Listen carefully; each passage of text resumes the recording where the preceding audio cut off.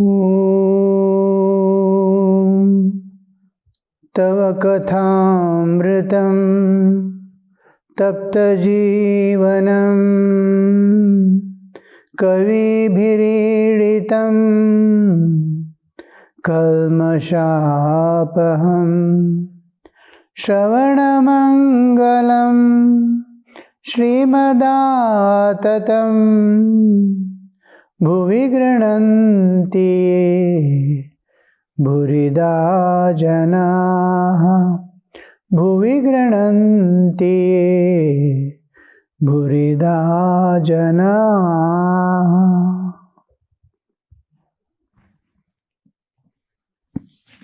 Gospel of Sri Ramakrishna. We are entering into chapter 30, the Master in Various Moods. Thursday, October 2nd, 1884. Sri Ramakrishna was sitting in his room at Dakshineshwar. Latu, Ramlal, Harish and Hazra were living with him at the temple garden. They were living with him. Baburam spent a day or two with him now and then. Manilal Malik, Priya Mukherjee and his relative Hari, a bearded Brahmo devotee from Shibpur, and several Marwari devotees from Calcutta were in the master's room. Manilal was an old member of the Brahmo Samaj, master to Manilal and others. It is wise to salute a person mentally.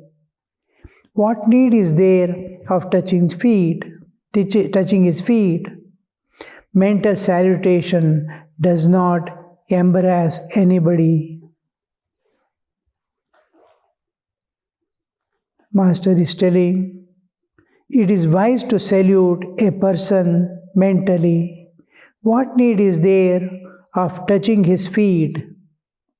Mental salutation does not embarrass anybody. Now, this is an individual situation, something related with a thing. When a person comes, another gets up and bows down, he may feel embarrassed. The person who is being honored. Maybe because the elders, wiser people are there in front of him, and he feels himself too small to receive that bowing down. Or he is not accustomed to bow down to others, which is making him embarrassed. But when the maintenance of tradition and customs of the society and of the family is there, the bowing down becomes, practically bowing down, physically bowing down becomes essential to keep the tradition flowing. Now, usually North India, any elder coming, they just first bow down, make them sit in the house. Even throughout India, all Indian houses, now it has become a westernized way of just wishing. But without touching the feet, without bowing down, this culture is slowly disappearing. The receptivity, keeping an ideal, and each one has his identity and duty to discharge. Now, the people who are elders, they will lose their identity. I am elder, I have to live a perfect life. Now, when youngsters bow down, he is compelled to live an ideal life. He cannot live haphazardly. And when the youngers are honoring him and respecting him, if at all he is accustomed or habituated with certain things like drinking, this, that, which is Indian society doesn't accept, then he will have to do when the others are not there, secretly or avoid it to set an ideal. Now, why do they bow down? Because they want to receive something from the elders. When anybody bows down to anybody, I keep him as my ideal. When especially the highest respect is given to Guru, next to God, and Mother. Mother and Guru are considered as the highest in the society or in the family or in the humanity, as the highest ideal, where unconditional love can be seen to the maximum extent. And if I bow down, there I am receiving. I am at a lower level, like a huge tank is standing in front of me, and I am there to fill my small tank in front of it. So there must be the head difference. Water head must be higher and I must be at lower level, so that the water flows into the lower level.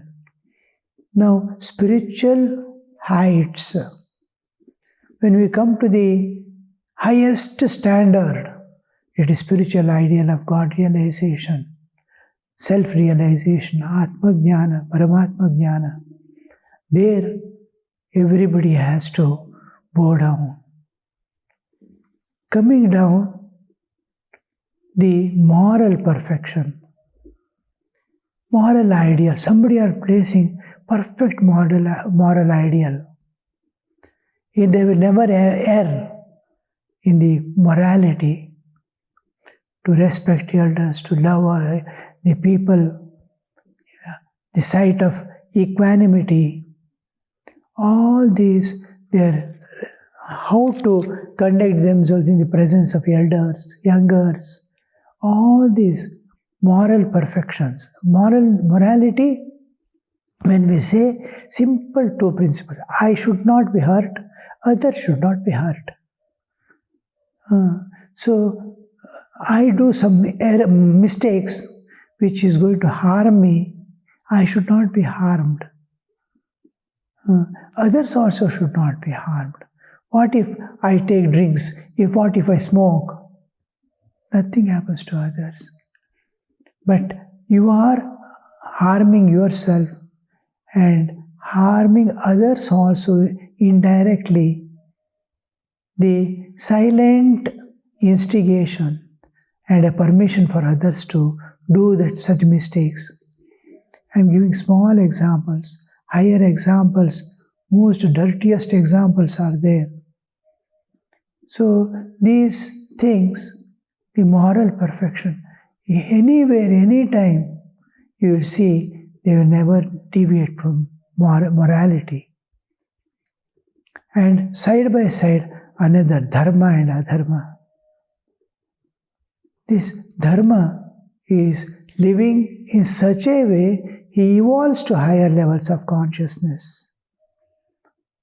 He is evolving. In everyone there will be animalhood, humanhood and divinehood.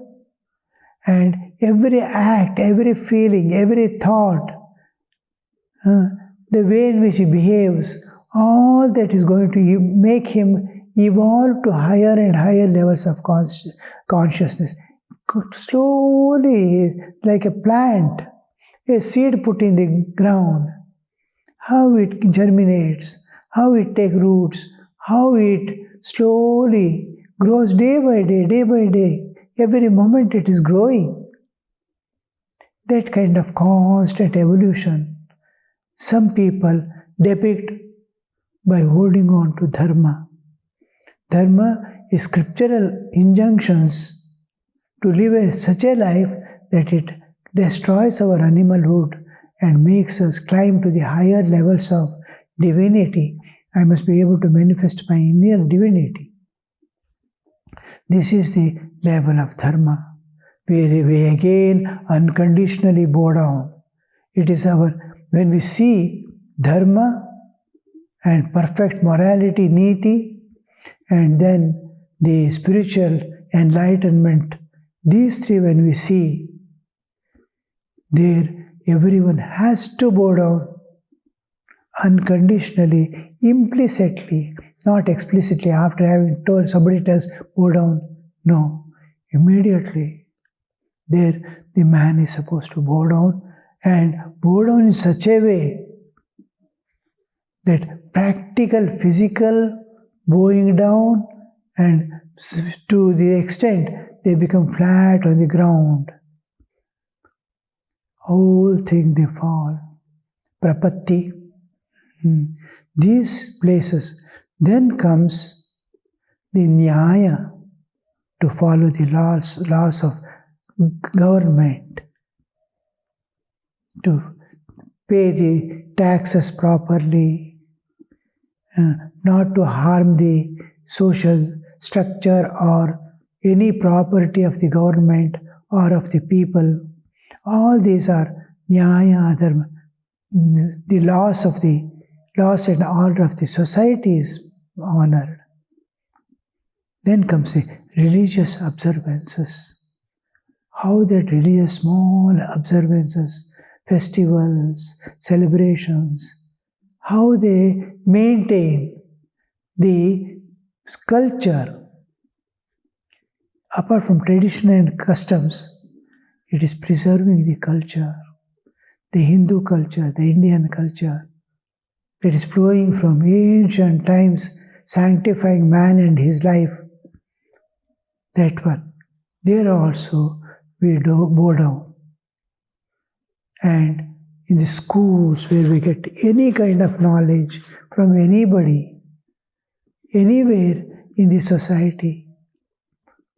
So where there is perfection, where there is, you see, when the small things like music performances happen, the one who is aspiring for music knowledge, when a perfected soul comes to present a thing, either instrumental or vocal, how the others who are aspiring for it go and bow down.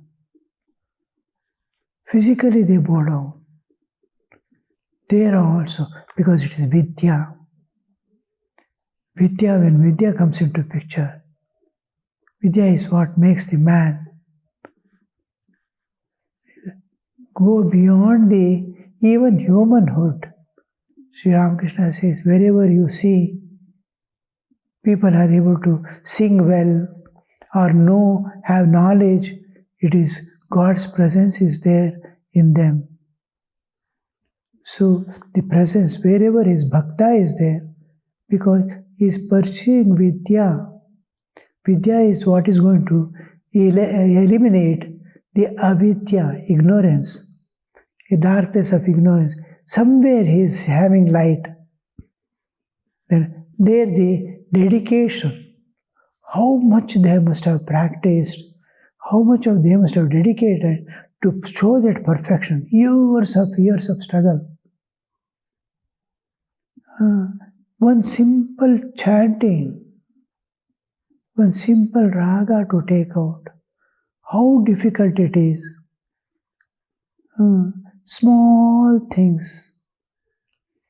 How many times it has to be repeated, how many times, again and again correction, again and again correction. Because the mind and senses are accustomed for the rough usage of the world. As we are busy in the world, our attention doesn't go to the absolute perfection. We hear something and absorb something else and utter something else when the teacher teaches also. The ideal which we have heard is there in the mind, but what comes out of mouth, each one thinks is perfectly singing, perfectly chanting. but it will be record and see, it will be far away. In record also, we record our own voice and hear, we feel it's still correct. The correct or not, it is to be certified by another person who knows that what it is. When others accept it, my mind accepts it, I am doing correctly. There, Vidya comes into picture. Wherever we see that Vidya, any person going down, is now on the receptive side and is going to attain perfection. The sign of perfection, attainment of perfection, sees in his dedication, his love, his honor, his respect, his gratitude. All this collectively is indicating that his aspiration he is going to achieve. Without that, slowly bowing down. Every moment, one who is aspiring, he will be thinking, I am still in the beginning. I am still in the beginning. After years of practice, he thinks he is still in the beginning. Because Vidya is vast ocean. Any amount of perfection is no perfection. So that way we start. Here we see higher and lower grades. The soul accepts. The acceptance and surrender makes him climb up, like escalate. It escalates him simply. The grace of God and nature, you can easily see when there is humility. The bowing down is an expression of humility, where the grace can flow easily. So here we see Sri Ramakrishna is telling that it is enough, but it is an independent case where if you find that person is getting embarrassed, then you can mentally bow down. If he is not getting embarrassed and we have duties to offer, to set an example for others, youngsters are there to follow the elders, then we will have to physically bow down.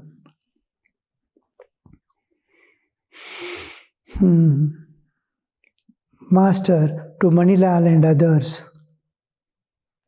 Usually, morning once we bow down to parents or Guru, again and again we avoid bowing down. And when, where? Now I am attending a class, my Guru is taking, I bow down. Each class, as soon as Guru comes in his schools also, as soon as the teacher comes, we stand up to show the respect. So usually morning, first time we meet or first time I go and meet, we bow down. And last, when we part at night, we bow down. Other times we avoid, because it should not be a disturbance for Guru. Then when classes are there, when Vidya is giving, then again we bow down.